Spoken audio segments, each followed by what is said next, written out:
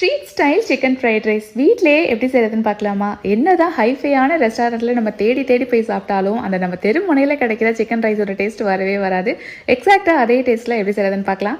அதுக்கு ஒரு 200 கிராம் போனில் சிக்கன் எடுத்துக்கோங்க. அது கூடவே தயிர், இஞ்சி பூண்டு விழுது, உப்பு, ரெட் சில்லி பவுடர், அது கூடவே கரம் மசாலா, அரிசி மாவு, கார்ன்ஃப்ளவர் சேர்த்து எலுமிச்சம்பழ ஜூஸ் சேர்த்து நல்லா டைட்டாக பிசைங்க. அப்போ தான் மசாலா எல்லாம் உள்ளே இறங்கும்.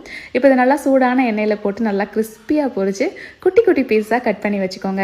நம்ம சிக்கன் பொரிச்ச எண்ணெயே சேர்த்து அது கூடவே 3 முட்டையை சேர்த்து நல்லா ஸ்க்ராம்பிள் பண்ணிக்கோங்க.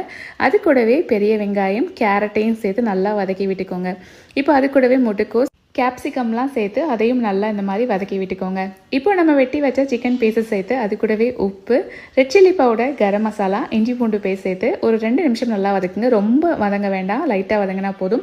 பொழுன்னு வடித்த பாஸ்மதி அரிசி அது கூட சேர்த்து கொஞ்சமாக சோயா சாஸ், அது கூடவே டொமேட்டோ சாஸ், பெப்பர் தூள் சேர்த்து நல்லா கிளறி விட்டுக்கோங்க. நல்லா ஒரு சேர கிளறணும். கிளறும் போது அடுப்பு ஹை ஃப்ளேமில் இருக்கணும். அப்போ தான் அந்த ஸ்மோக்கி ஃப்ளேவர் கிடைக்கும். அவ்வளோதான், ஒரு டேஸ்டியான street style chicken fried rice ready. கண்டிப்பாக நீங்களும் ட்ரை பண்ணி பாருங்கள்.